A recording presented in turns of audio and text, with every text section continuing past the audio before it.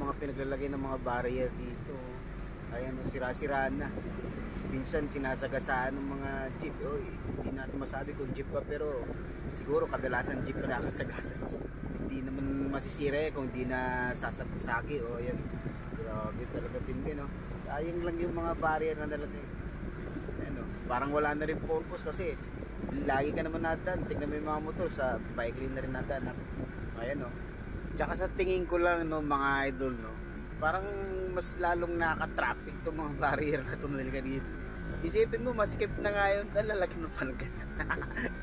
Eh, yung maluluwag na kalsada, natatraffic pa, yung pa kayo mga masisikip.